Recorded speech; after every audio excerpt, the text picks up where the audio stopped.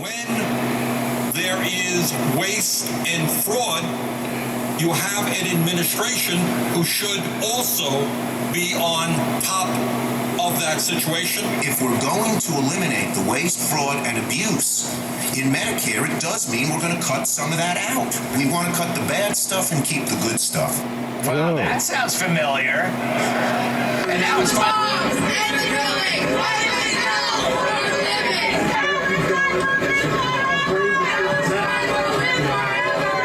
What the hell? What you been told?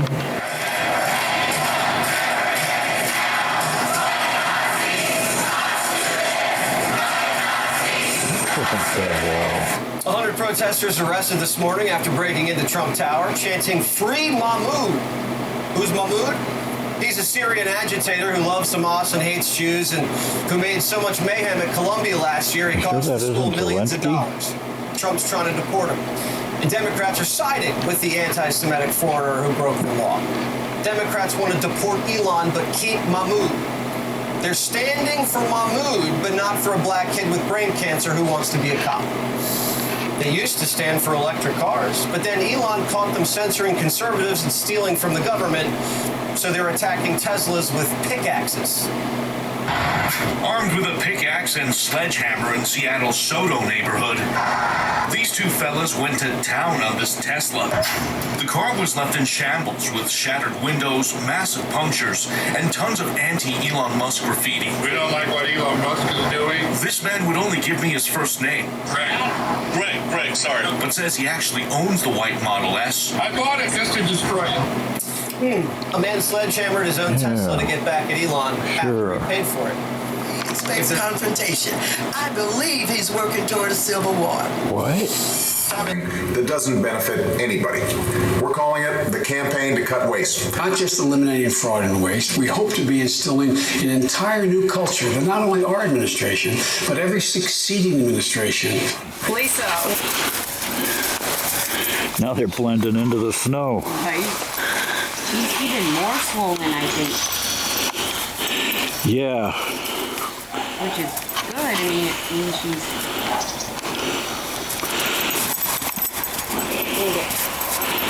Look at that, buddy. Hold still,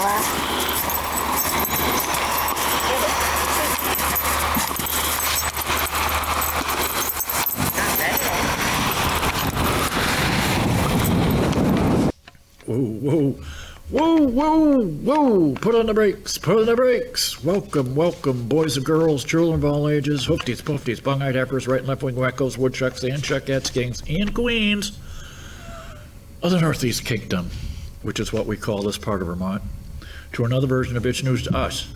And let's see, who are we, where are we? You are watching It's News to Us. Thanks, Todd. In the booth, we have the big guy again, Toddster, the station GM. He's he's so thorough that if you don't show up to tape your show, he'll send the sheriff out to get you. And I'm not kidding. Don't you forget it. Yeah, you're watching It's News to Us, Newport's oldest TV news. What is new? Who now, brown cow? And we're open to men, women, men who think they're women who think they're men, all inclusive here. And for those of you Vermonters, here's the 800 numbers. Call these people. Let them know. Yeah, let them know that you don't like them looking after waste and fraud. That you want to pay more money in taxes. You want to leave astronauts stranded up on the space station. Yeah, it was only 9 months. Yeah, tell them you like inflation, man. Tell them, tell them, tell them you want men playing women's sports. Yeah, all that good stuff. Let them know how you feel. And we're brought to you this week by Cocaine Tooth Drops. That's right, cocaine. In the 70s, we thought it was harmless. Not anymore. Oh, and this is a chip plant. We have it's not IBM anymore. It's called Global Foundries. IBM did some deal they sold it to a firm from Abu Dhabi, which is really themselves, but who the hell knows? You'd have to look it up. It's weird. But this is what they dump into the Winooski River that goes into Lake Champlain, where Burlington gets its drinking water every day. And so if they're going to build more chip plants, bigger chip plants, like the ones that the people in Taiwan or whatever are going to build in Arizona, just remember that it's going to probably be dumping right into the Connecticut River and sent down to the Gulf of, or the Baja California. And meanwhile, speaking of which, here is a little historical footnote. Here is IBM's President Watson getting the Volks Medal from Adolf Hitler in 1937 because they made the machines that had the punch cards to make the trains run on time so we could pick up the Jews. Yeah. It's a great book. Came out right before 9/11 called IBM and the Holocaust. It's crazy. So anyways, NEK-TV was nice enough to their news division was nice enough to print up this stuff. And here's the thing. I'm going to give you a little homework, but I'll try and shoehorn this in. We are approaching a constitutional crisis, and this is nothing new. We came close to this in 1801, and for those of you who read history, hang on. Well, that's good coffee. Yeah, damn good. We're going to try the Warpath stuff. Anyways, the Judiciary Act of 1801, in the context of Marbury versus Madison. Now, this is when they were still trying to shake out what it said in the Constitution about, don't tell me I left the Constitution in my bag. Trying to shake out the three branches of government and who had the power. The checks and balances and whatnot. A Judiciary Act of 1801, passed in the last days of John Adams' administration. It reorganized the federal judiciary and established the first circuit judgeships in the country. The act and the ensuing last-minute appointment of new judges, the so-called midnight judges. Now, nothing good ever happens at midnight, I think. And were decried by the incoming president, Thomas Jefferson, and his Republican allies as an attempt by the outgoing president and his Federalist allies to retain control of the judiciary by packing it with their supporters. The act was repealed in 1802, okay? Because here's the thing. The Founding Fathers wanted a government that was close to the people, yet not subject to the whims of what was happening right away.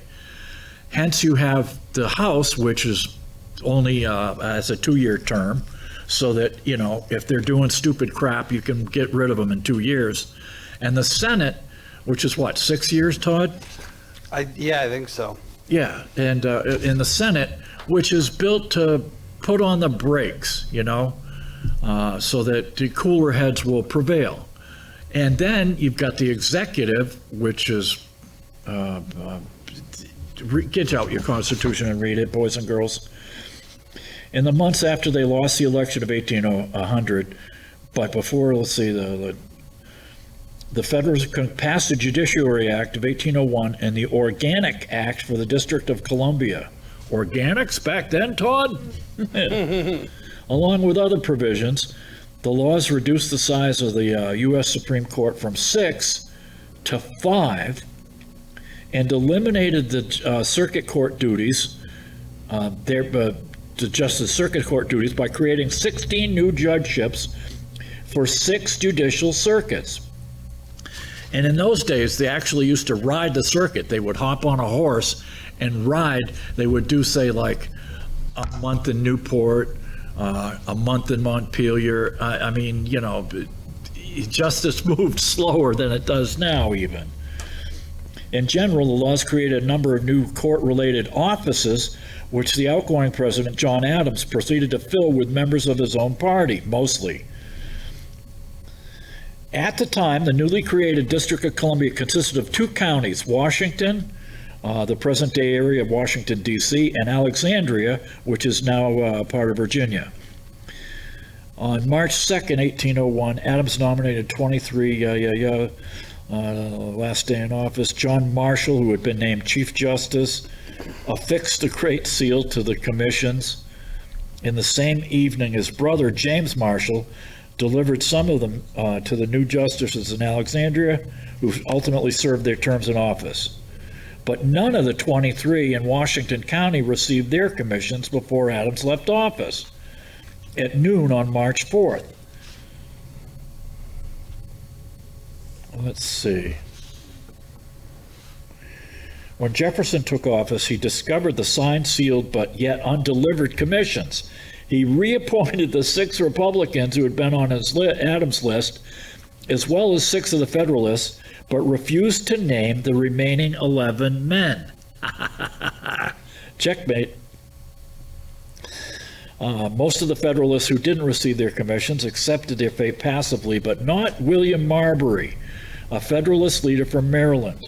Marbury went to court to force the Jefferson administration to deliver the commission, without which he could not serve in office. The resulting case led to Marbury v. Madison, 1803. Writing for the majority, Marshall held that the court could not issue a writ of mandamus compelling Madison to deliver Marbury's commission. Now, a writ of mandamus, I had, they have a new name for it now, but say you had a dog officer who was getting paid by your town or village, and yet they won't do their job. They won't come out. They won't do their job. They won't lock up dogs. They won't friggin' shut dogs up. So you get a writ of mandamus from the court to compel them to do their jobs. Okay, is that clear? Let's see. Could not issue a writ of mandamus compelling him to deliver the commission as Marbury had requested, because the act that authorized the court to issue such writs, the Judiciary Act of 1789, was in fact unconstitutional and therefore invalid. While technically a victory for the president, the ruling asserted a significant power of the judiciary by establishing the doctrine of judicial review, which meant that if people think a law is unconstitutional, you can get the courts to rule on it. But doesn't mean you can make them do anything about it, because like Andrew Jackson said, he said, let them try and enforce it. I've got the army, okay? And Jefferson sought to abolish the new courts and in the process eliminate the judges. In January 1802, John Breckinridge of Kentucky, Jefferson's supporter, introduced a bill in the Senate to repeal the Act of 1801. After intense debate, the Repeal Act narrowly passed the upper chamber, 1615. In February, the House of Representatives, where Jefferson had a large majority, enacted the Senate bill without amendment in March. Congress then passed the Judiciary Act of 1802 in April, increasing the number of circuits from 3 to 6, with each Supreme Court justice assigned to only one, where he would preside with the local district judges circuit twice a year.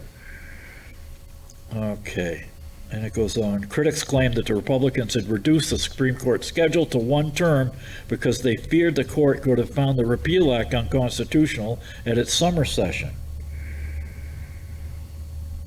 Chief Justice John Marshall doubted the constitutionality of the repeal, but recognized that he could not sway the opinion of the majority of justices. When a specific challenge did reach the court in Stewart versus Laird, 1803, the court, in an opinion by Justice William Patterson, affirmed the constitutionality of the repeal. Thus, what seemed so grave a question at the time passed quickly into obscurity. Until today. Now we have a judge. This judge, I got a picture of him right here, thanks to NEKTV's news division.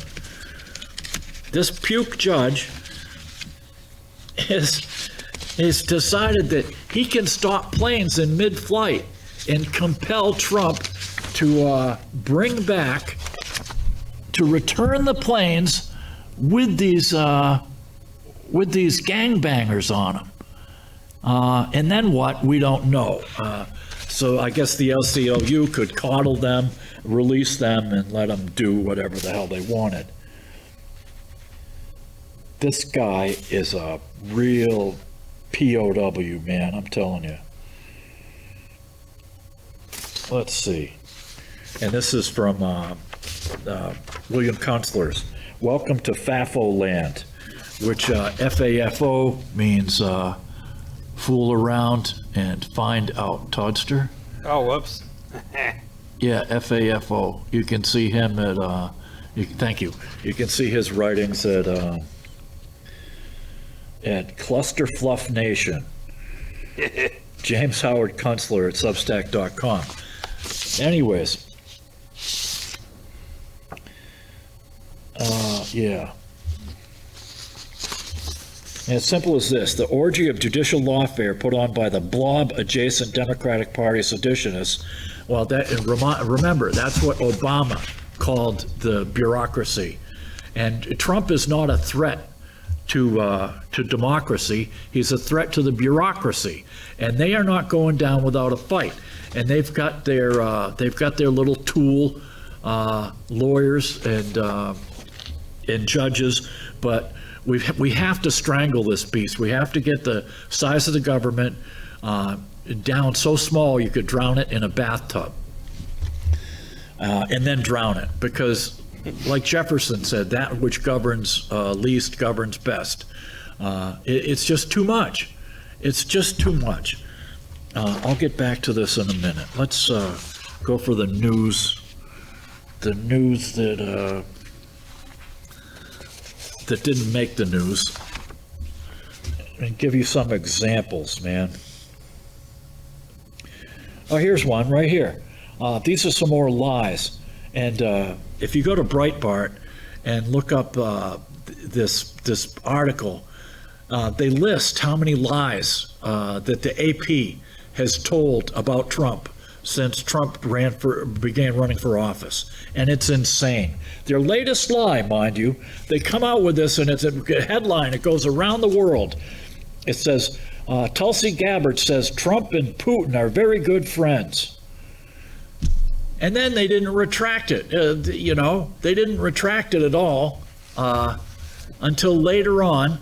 And then they said, they came out and said it was, it didn't meet the AP's standards. It's like, what? You'd had no problem lying before.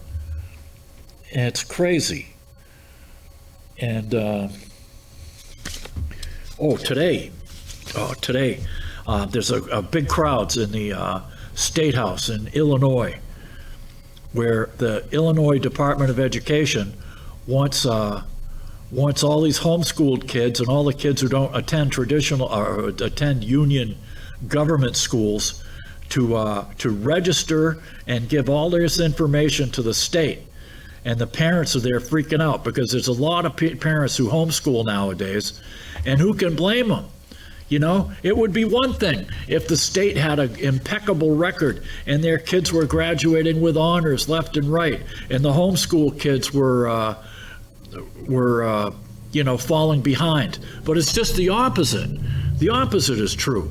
The government schools are barely 50% proficient in English and math and whatever, and writing, and the homeschool kids are the ones that are getting high honors. Go figure. Who would have thunk it, man?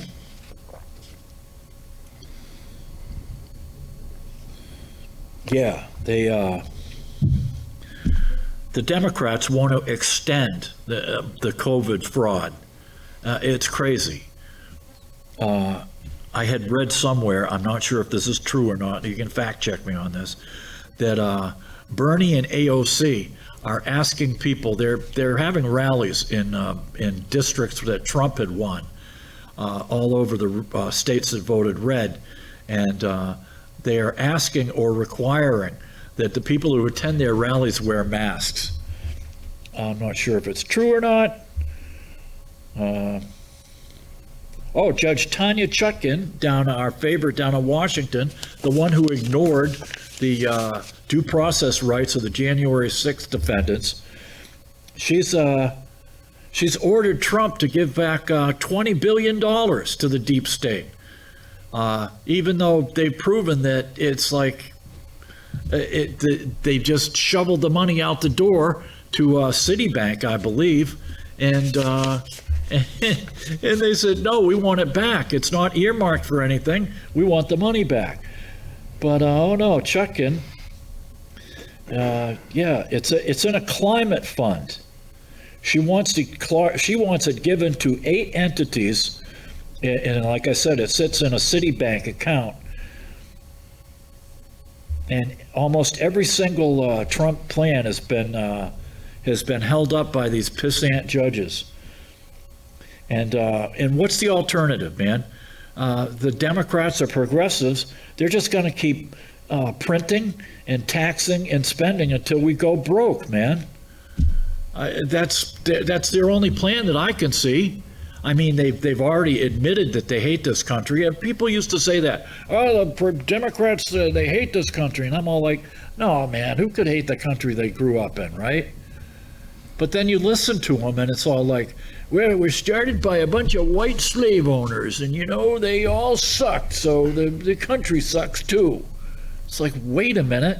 This is the last hope on earth. Are you kidding me? Sure, we got problems. We always have. Trump wants to return to constitutional order, to disarm, dismantle, and disassemble the blob.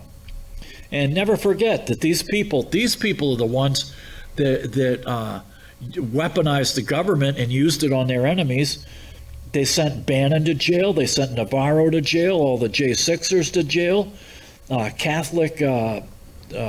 Catholic protesters to jail. They fired people who wouldn't take the vaccine. Remember that? Mm-hmm. Remember when Biden was saying our patience is wearing thin, Todd? I do. Yeah, we've got patience in the summer of 2021. Oh, we've got patience, but our patience is wearing thin.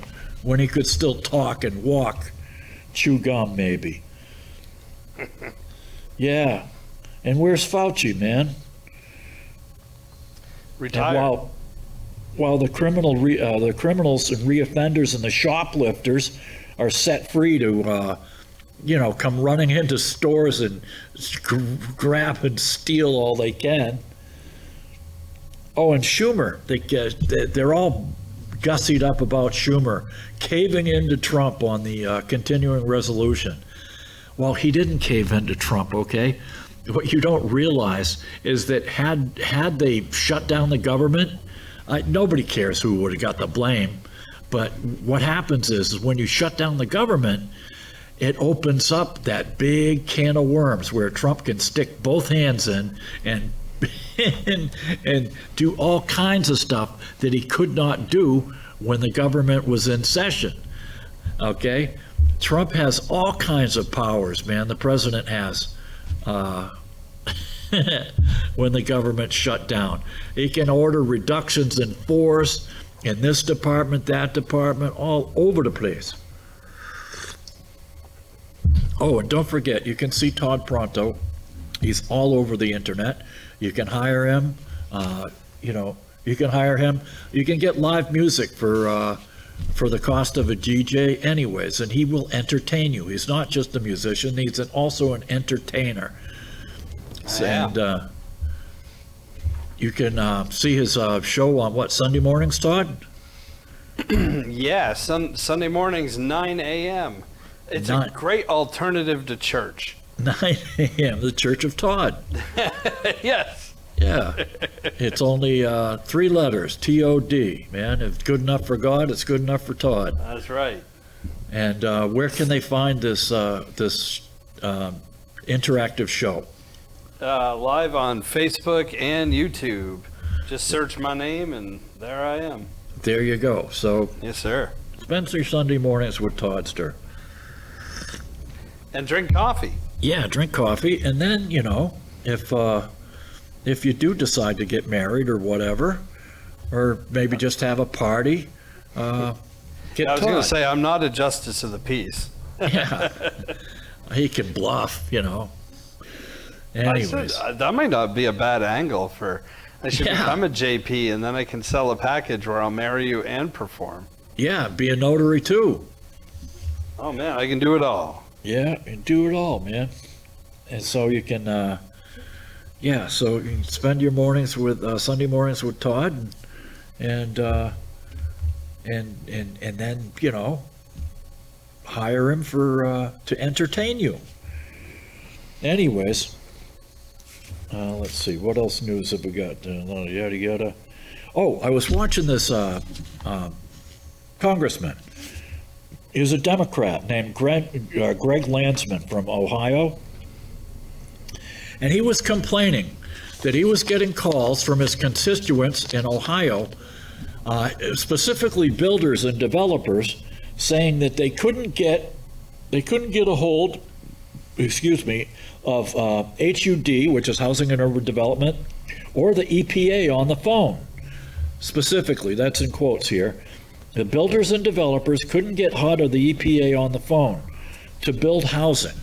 And I'm thinking, how screwed up is that? There's a prime example of why we need smaller departments, if anybody.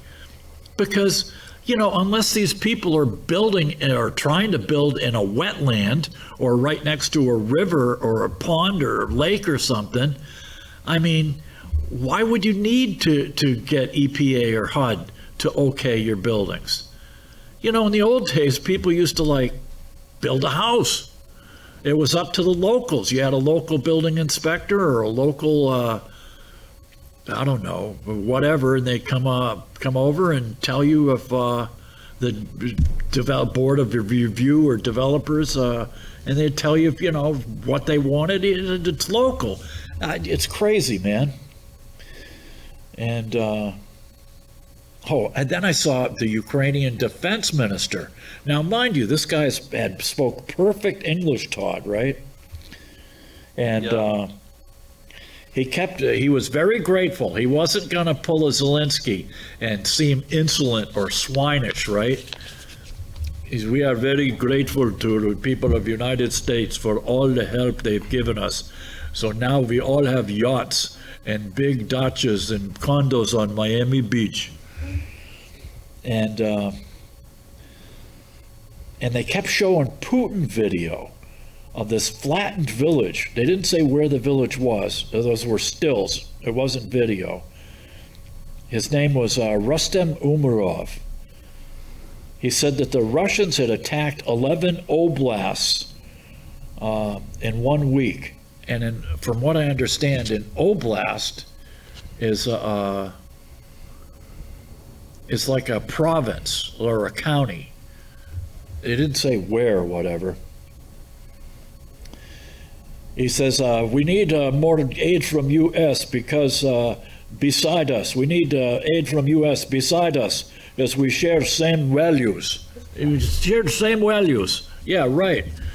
Zelensky was supposed to hold elections a year ago, last spring. Never held any elections. He's locked up priests and nuns of the churches that he doesn't like. That he's shut down newspapers and radio stations that don't toe his line. Is that the same values as the United States, Mr. Zelensky? Oh, sure. And he says, we want to become EU and NATO member. What? EU and NATO. Right. Look, we already made the mistake of allowing Turkey into NATO. And what part of the North Atlantic Treaty Organization, what part of the North Atlantic Turkey is in, is beyond me. And not that they're kind of modern, but I'm telling you, I don't think there are many Muslim nations that are compatible with 21st century Western living. And then he got blessings from Fox. It's like, what? Blessings from Fox? And if you look at Fox too, I'm sure it's just subliminal, and it's just weird.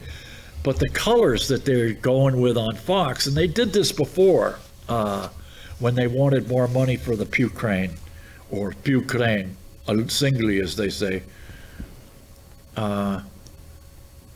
They have blue and yellow, Ukrainian colors on Fox set.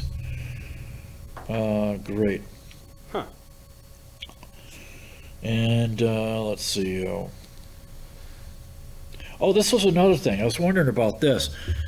You know how the cities and the suburbs around Detroit and Flint, Michigan look like war zones, Todd? Yeah. Where there's like one house on a whole block and all the rest have been torn down or all boarded up because they've turned into crack houses and stuff. Yep. Now Trump is talking about going in there and bringing the auto industry back to the Detroit area in Michigan specifically.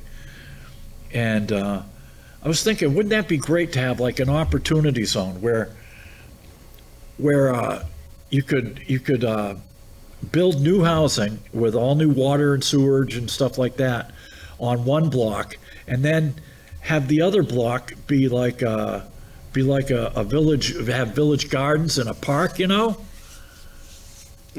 You could turn Detroit or Flint into a city that resembles like Rochester, like I mentioned with the killer parks, or what's the one in Savannah, Georgia?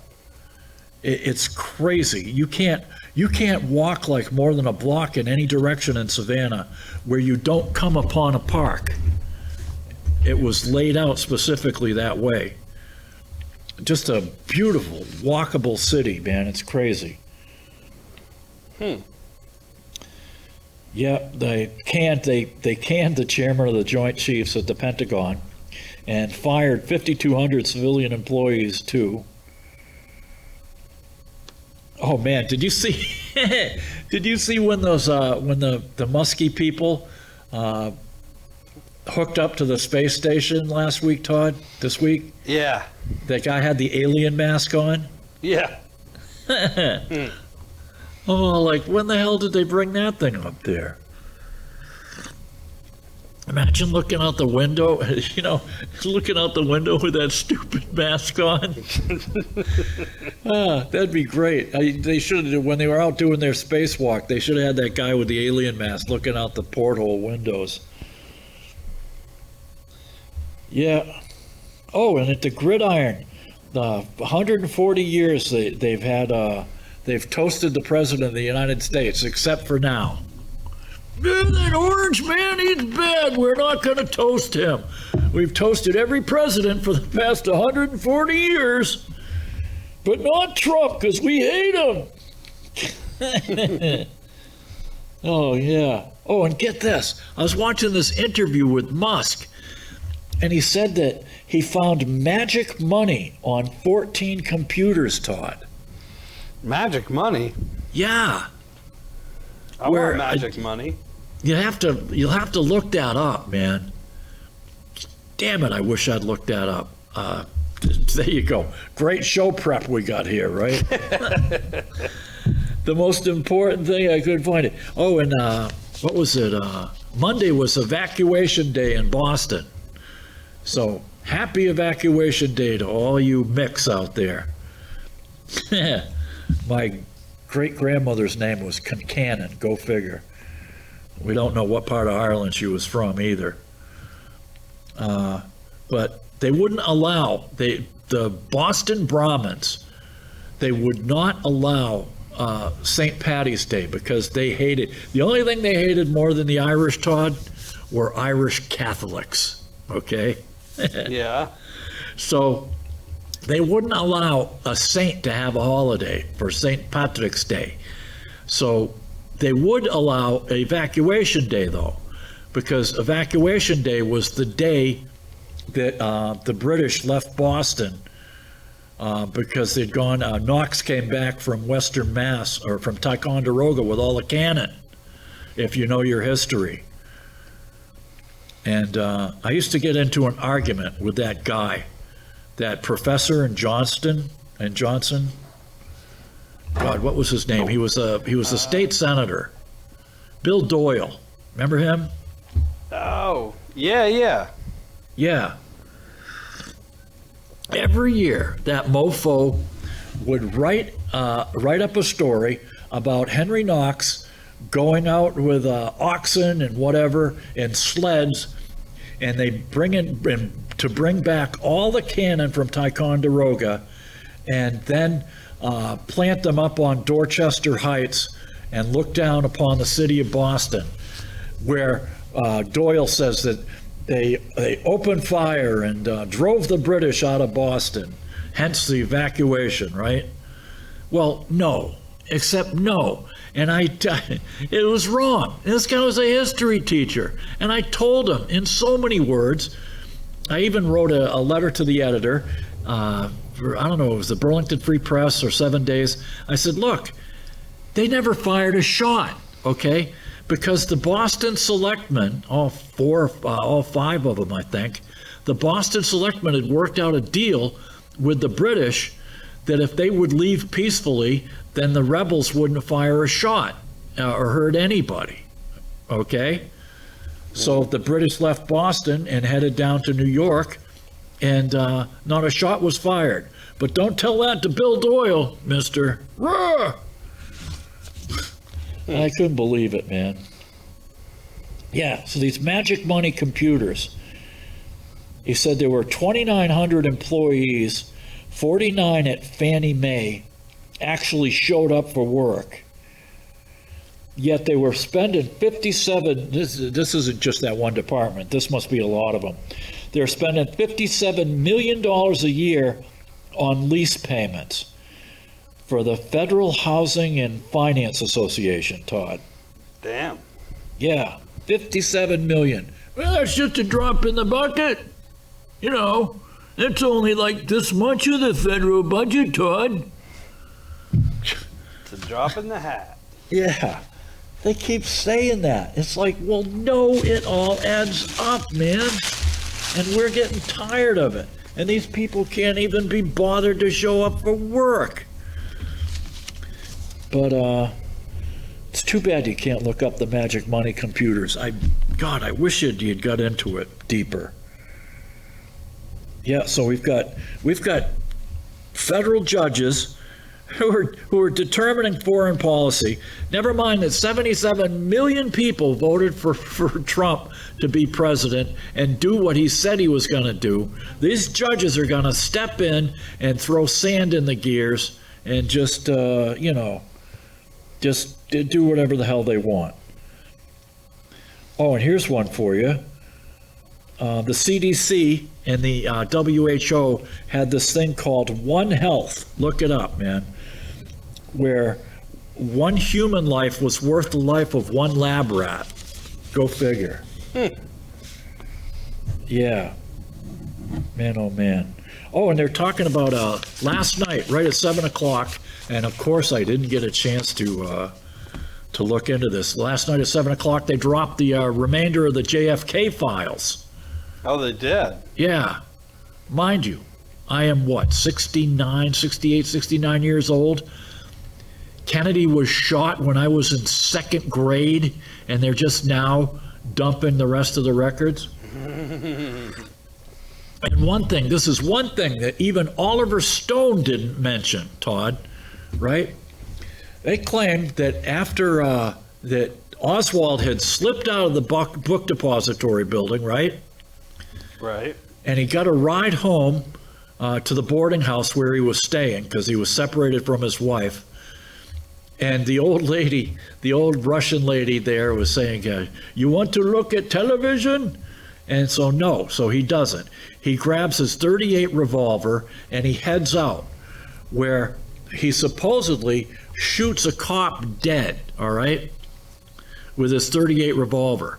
Now there's two witnesses that claim the guy who shot the cop was a fat guy and not Oswald, but that doesn't matter. But here's the thing that even that Oliver Stone didn't catch in his movie JFK. The detective who investigated the police shooting or killing scratched his initials into the shell casings, right, Todd? Right. At the scene. So he would know that these were his, these were the ones that he had examined. Now, the gun that Oswald was carrying was a .38 revolver, like I said. The shells that had the detective's initials scratched into them came from a semi-automatic pistol. How does that happen, boys and girls? You know what I mean? Magic. And that's just the beginning of sorrows. I'm telling you, that movie JFK is pretty damn close to the truth. It's damn close. Oh, and there's Representative Loudermilk. This is the guy who's got his own committee looking into the events of January 6th. He said that there's no oversight of the Capitol Police and of the Inspector General for the Capitol Police, and there are no whistleblower protections for the Capitol cops either. And because they were, they're investigating this thing where this guy was, somebody was allowed to walk around the magnetometer, the metal detector, and they got into the Capitol carrying a firearm, Todd, while Trump was there. Oh, perfect. Oh, sure. Yeah. How's that happen? Oh, and then I'm watching these commercials. Oh my God, people, when you reach a certain age, hang it up. Just try and live off your Social Security, your pensions, or whatever. I saw this commercial where Pat Boone was selling something or other, and it happened to show the back of his head. Yeah. And it looked like a rat's nest. Man. Scraggly old, nasty hair. His hair looked as bad and stiff as Hunter Biden's. Oh, it's crazy. Yeah, they're calling these people, the people who burn in the Teslas, they're calling them trans-tifas. What? I haven't heard that. And one of them set his own ass on fire. Did you see that? No. Yeah. Oh yeah, it's all over the interweb. He tried to Molotov cocktail. Well, he did. He Molotov cocktailed a bunch of Teslas, and he's caught on camera. And I don't know how it happened, but the back spray or something sprayed him with flammable liquid, and he's running around like a chicken on fire, man. It's crazy. Are they doing this to like random Tesla? Like oh, if these you were, own a Tesla, do you have to worry about somebody just?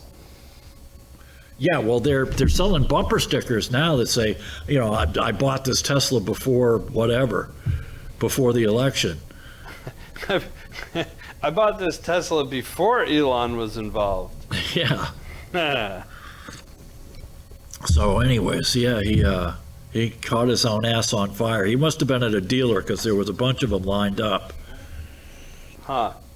And Oh, I'm watching this mental health medicine. It's like, yeah, I've got this tardive dyskinesia, and I got this mental health medicine, but I got more to put on top of it. And then you listen to the side effects, and it's nasty. And in one commercial, there's two grown men, and they wind up helping some kid, or the kid's helping them, put an air filter in a 67 Camaro. And I'm thinking, what the hell? How hard is it to put in an air filter in a friggin' Camaro? What? Oh. Yeah, it's just crazy, man. And let's see. Yeah. Oh, and my buddy in Florida called me up, and she was telling. Well, we talk frequently, and she was telling me that there are states like Arkansas that are demanding if you have a CDL now, right, and they pull you over, Todd. Yeah. And you can't read or write English, they'll take your ass out of the truck and pull the truck over. Really? You hear about that? No. Yeah. So I looked it up. You have to read and speak English, and to converse with the public and to understand highway signs. And you can see the article at thetrucker.com. I could not believe it. And there's, speaking of which, there's another video. I don't know if this guy did it, if it's a prank or what the hell, but there's video out there too of some guy eating a rat in New York City. Yeah. Yeah, right, huh? You got about 10 minutes left, by the way. Okay, so we'll go back to this pissant judge. Judge James Boasberg. Let's see. Hubris is a harsh mistress, but Nemesis is more like the God's repo man. And he comes to the door with attitude, meaning business. Blob judges will get flushed out of their humid conclaves naked and find themselves in the FO zone of FAFO land. Do you think A.G. Bondi is playing tiddlywinks in Maine Justice and Kash Patel is just sitting there buffing his nails? Where did we get the idea that federal judges can just act with impunity, jerking around the public interest like some show-off with a yo-yo? Case in point, Judge James Boasberg, head honcho of the D.C. Federal District Court. Now, this is the same guy that okayed the FISA warrants that they lied on the applications, that the FBI agents lied on the applications about Trump people being Russian agents and knowingly lying. This is the same guy. Let's see. Stepped into the FAFO waiting room over the weekend when he ordered 2 plane loads of deported toxic human trash known as trendy arugula, as I call it, bound for jail in El Salvador to return to the USA. Trump's White House refused, saying the planes were already over international waters outside the judge's jurisdiction. Democratic blob lawyer Mark Zaid made the predictable next move, claiming the matter will be grounds for impeachment number 3 against Trump's post in the 2026 midterm. But of course, strategery. The general purpose of this latest phase of lawfare is to choke the federal courts with so many restraining orders and injunctions that the White House lawyers find themselves locked into an endless Chinese fire drill of counterfilings, motions, writs, and appearances. It's all the so-called resistance has left. What with Dogie breaking up their racketeering operation that has funded the Dems' defense of the blob for a decade. By which I mean the government funding of NGOs. Yeah, they're non-governmental, all right. To distribute payola to Democratic foot soldiers who do all the dirty work of protecting the rogue bureaucracy in a circle jerk of power and payoffs. The history of Boasberg, in particular, presents a disturbing picture of a tool covering up every act of the shadowy blob's war against American citizens. Boasberg presided in the FISA court that fraudulently enabled the Crossfire Hurricane to attempt to oust newly elected Trump in 2017 and the many Russiagate pranks that followed. As chief judge of the D.C. district, he oversaw the Jack Smith special counsel op and all the cases associated with it, including the Mar-a-Lago raid and the J6 case in Tanya Chutkin's crooked court. Boasberg allowed the prosecution of J6ers under the unlawful use of the corporate fraud obstruction statute, aka the Enron law. He presided over the trial of Ray Epps, the shady character, recorded on video, repeatedly urging J6 protesters to go into the Capitol. Boasberg gave Epps a suspended sentence, while grandmothers who merely paraded through the rotunda got sent to jail. What can be done about judges like Boasberg? The prevailing view is not much. I'm not so sure that's true. Brandon Gill, a Democrat of Texas, announced last week he'll file articles of impeachment against Boasberg. A 2/3 majority would be needed to convict. But federal judges are not immune from criminal investigation and prosecution, which is where AG Bondi and FBI Director Patel ought to come in. What's standing in plain sight is a RICO conspiracy involving lawfare artists, Norm Eisen and Company, and the federal judiciary to deliberately bury the executive branch under fraudulent processes, impede their ability to carry out their duties, and obstruct justice. Note, Dan, yeah. The lawfare lawyers will have to hire lawyers, just as all the targets of Joe Biden and Merrick Garland had to do when they were persecuted from January 21 to January 25. The meters will run, ka-ching, ka-ching. It'll be interesting to see who's footing the bill for that. You can be sure it'll be found out. Reid Hoffman, George and Alex Soros. No, Dan Bongino was sworn in as deputy director of the FBI at 8 o'clock this morning. This was 3:18. The nemesis is open for business. The lawfare gang would love this, all of this to ramp into a king-hell constitutional crisis. It could happen. Let them try. They don't hold any of the levers of power the way they used to. A lot could go wrong to them, for them. Welcome to FAFO land. Yep. F around. Find out, man. Got about 5 minutes. 5 minutes? 5 minutes. Oh God, I could bore you to death with Marbury versus Madison. It's your show. Oh man, I don't know if I would subject even my enemies to that. 11 teens die each day because of texting while driving. If gun control laws work, Chicago would be Mayberry. The Second Amendment makes more women equal than the entire feminist movement. Legal gun owners have 300 million guns and probably 1 trillion rounds of ammo. Seriously, folks, if we were the problem, you'd know it. Which blows me away, because these people, these trans Tifa people that are burning Teslas and stuff like that, you know, none of this happened when young Biden was shut down Facebook and shut down Twitter and all the other, and tried to mandate vaccines and stuff.